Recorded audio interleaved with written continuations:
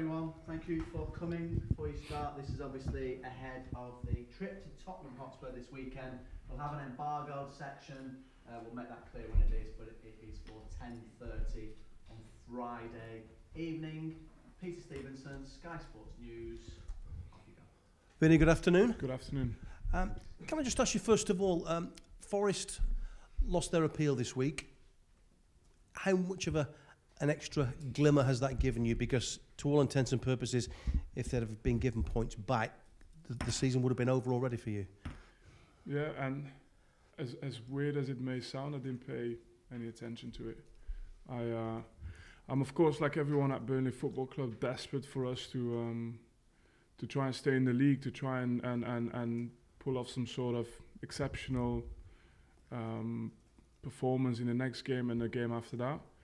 But I've kind of taught myself how to handle this situation is by genuinely not trying to pay too much attention to it. It's not something I could have affected anyway, so decision's been made. Play on now. How difficult a job have you had this week lifting people? Because it seemed very flat last week, inevitably, after the result against Newcastle. Yeah, no, it's not been difficult at all. I think obviously after the game, things can go through your mind, of course, at that moment in time, and then you draw back on experience in football, and you start thinking, okay, what are the scenarios? And that's why I mentioned it. I said if it happened that Forest wasn't our last game of the season, I think it'd probably be totally unlikely. But just the fact that it is the last game of the season, then you start looking at, well, what's happening this weekend, and Forest have lost games before this season. It happens. They're a good team, but they have lost games like every team in the Premier League. Luton have done exceptional, but they have lost games as well this season. So there's no guarantees for the weekend of who's going to win and who's going to lose. And then it brings me back to our game. We go away at Spurs. It's a tough opponent. They're obviously, they've got the players, and there's a reason why they are where they are in the league. But again, it's football, and then before you know it, you're filled with confidence again. You're filled with something that gets you through the door, and like I said, I live as well with this idea that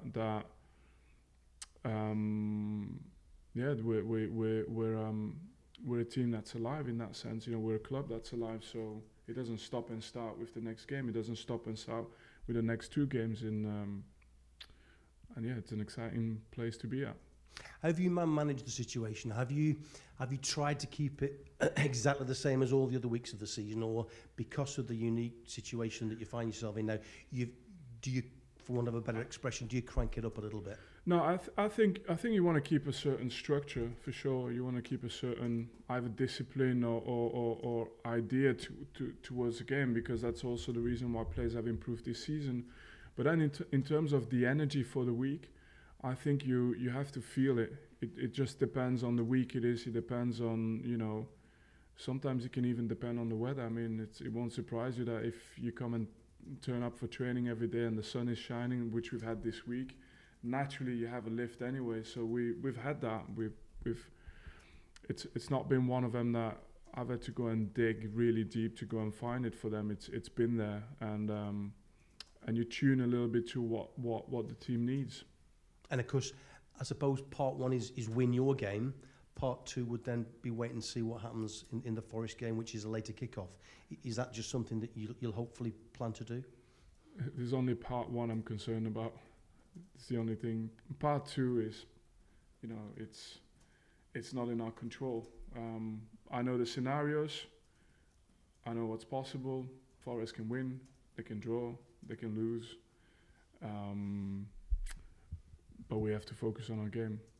And what will be the crux of the final thing that you say to your players before they go out at 3 o'clock on Saturday? We've got to believe. I mean, it doesn't matter which game we've played. Like we played Newcastle, we did have 17 shots on, 17 attempts. We could have had another 10 if the final ball, if we're a little bit better in our decision making. there's no surprise as well, of course. You know, it's the reason why we are where we are, because, you know, and it's the reason why you will pay top money for certain players, because they more often than not make the right decision, and more often than not will hit the target. But on any given day, players can do something special, and that's the mindset for Saturday. Can it be that day where you can do something special? We've hit it from 30 yards top corner as well this season. Not enough, but it could be that day, and that's how we have to believe in the next game. And finally, from me, talking about doing something special, Ian Maddison, with you last year in the Championship, now in the Champions League final. I mean, what sort of an achievement is that for him? Yeah, I mean, I think it's an achievement for him, for his parents as well, the people who've supported him to get to this level. And it just goes to show, I mean, he's a kid that came in with such a terrific attitude. You know, he was in the Championship, he was a talented player, but he was never too big for us in his mentality, and willing to learn, talented at the start. I'm not surprised that he's reaching the levels he's reaching. And I'll tell you more. I think we have players in this team who will go on and do the same. Thanks for your time. Thank Good you. luck this weekend. Thank you. Vinny, the fact that Spurs have lost, I think it's 4 on the trot now, is this a good time, do you think, for you to be facing them? We'll find out on Saturday. It's one of them like this. It's you know how it is. You know, every team, when you've had a defeat, you try to react. You try and kind of rebel against the situation. So, but you find out on the day. I think in our case, we've always been able to, you know, put up something against teams like that, you know, and try and make it a game in which we can hurt them as well. But to go and predict what the flow will be of that game is very difficult at this moment in time. And obviously in the last couple of away games against some of the so-called bigger clubs, you look at Chelsea, you look at Manchester United, you've had that ability to go there, to do things, to get points. Yeah. Is it a case of trying to repeat that, try and harness that mentality again? I think we need even that little bit above that, right? Because we need to win. And but as well, I think it's shackles off. You know, I've mentioned it many times, but I'll repeat it again. No fear mentality, no fear attitude, and we have to go. We have to go all out. I hope we can do something special, not just for the players, but also for our fans. It's been a journey for them as well this season, and especially on the back of last season. But they've been there all the way with us, so they're the ones we really want to reward. Yeah. Just take out your playing experience for a minute. You got your skeptical face on what you're gonna ask. I've always had this face. It's when you get depending on how many lines you got in your forehead. I know the type of question that's coming. That's the passage of time, Vincent. I'm just old these days. Your playing career, obviously illustrious as it was, and all those things that you learned from it. Yes, what's the rest? I imagine for you to have this tunnel vision and have the blinkers on and focus on the job in hand and not think about those things on the periphery is standard procedure. From a man management point of view, from being the manager, how do you transmit that to footballers who might not have had that water under the bridge that you've had? How do you stop them, you know, whether it's a points deduction appeal, whether it's the Forest result at night, whatever it might be, those external things? How do you stop that stuff getting through? I think number one, you lead by example, because you're not just influencing the players, you're also influencing your staff, and they're in turn also important in terms of what they have as an impact on the players. And then I think the second thing is it doesn't change too much from when I was a player myself, as in like a captain in the team, and how you would approach it towards your teammates with maybe a little bit less experience who kind of need that confirmation, because everybody will know, they will have heard it before, but you kind of sort of need that confirmation sometime of, you know, this is the way to handle this situation. But the biggest thing as well is you're not necessarily born like that. You have to go through these situations as well to understand it's almost a process of elimination. You do it the other way and then it goes wrong, and then you say, well, let me do it this way.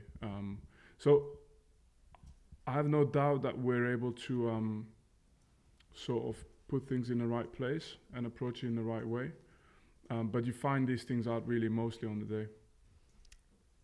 Does it follow that players also therefore react to pressure situations differently?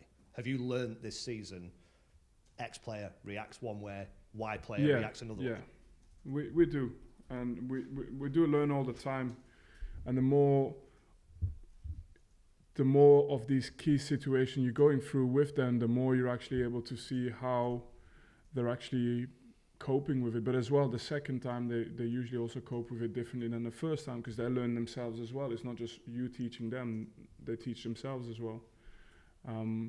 But then in the end, I think for us, I wouldn't describe this game as a high pressure game for us. Why would it be? You know, like I said, I don't think we have anything to lose. You know, if you go into this weekend and you're protecting a 2 points lead, I can see how this is a different mindset. And perhaps I'd be not naive, but perhaps I'd be trying to convince myself more than anything if I was saying that there is no pressure at that moment in time.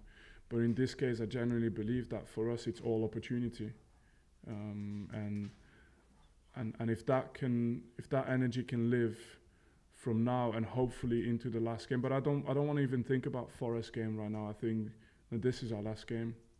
And I think that if we give ourselves a final against Forest, then that's a final. But this is our last game of the regular season. That's how we have to look at it. And anything can happen on the final day of the season, as you know. But if you can get relegated at full time, does that bring pressure? Or is that, because the expectation is perhaps externally that you won't do it, does that take the pressure off?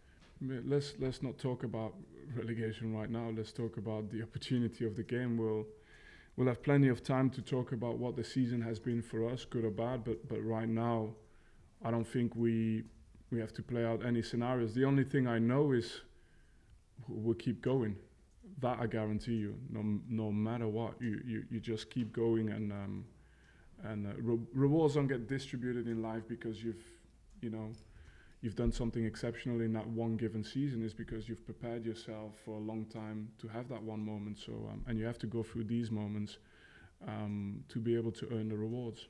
What would you say to your supporters, those that are going, obviously, that are going to be inside the stadium, but also the people all around here, about this situation and this game? Let's just go all out.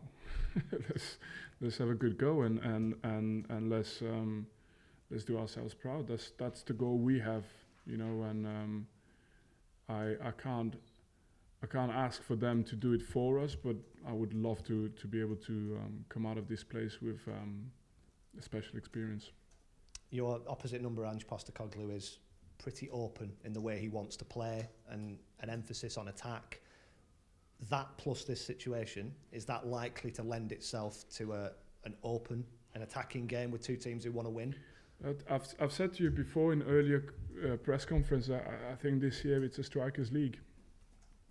So you can rattle through 80% of the teams and the names of the teams that are playing in the Premier League this year. It's been extremely attractive, of course, for the fans because there's loads of goals.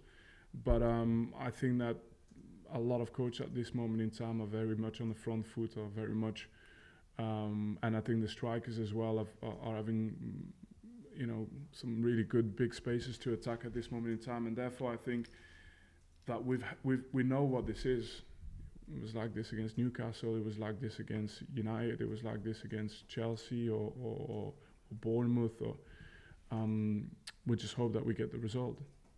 Is that an area that's been a struggle for you? 5 Premier League goals, I think, is your leading goal scorer. The sort of element of the strikers setting the tone, the forward players scoring the goals. Look, I mean, historically, the teams in the bottom 3 don't have, 2 or 3 guys on 15 goals a season. It is. We have to work hard for our goals. I think we've been pretty constant in raising the amount of chances we've had this season. That means we started off at 1 point and we finished at a higher point. But that last detail of a detail is not a detail. The most important part of actually finishing your chances off. It's also one-on-one related either to the progress of the players that you have in your squad, or the amount of money you're able to invest on the position. And we're not, you know, we're realistic, and we know that we have to have players that improve during the seasons, and we're not going to be able to bring the players in that are already, you know, ready to make 20 goals in the first Premier League season. So it's I'd like the numbers to improve, but I'm willing to go the journey, to take the journey with them to get there. And you've explained the way you approach the circumstances and the situation. Mm. Can you enjoy it? Yeah, you really can. I'm telling you now, you enjoy it more when you've won at the end of the week. But I didn't sign up, like I said, as a manager with only in my head I can only have success, and if I don't have success, then this job is rubbish. I signed up for the full package, and I knew that this was a part of it, and you learn obviously as you're going through it, but I've learned from this team, from this experience here now with this club, that even in the most difficult of times, I still love the job. I love working with these players. I love, you know, trying to help the club to reach what its objectives are. That's something that I really love. It doesn't matter that we have lost one game or 15 games. That's stayed. But I want to win, of course. I want to win. How sceptical's my face now we've finished? Was that? How sceptical's my face? You look happy, pleased, satisfied with the answers. So that's good. Thank you very much. You look like you've had a good meal.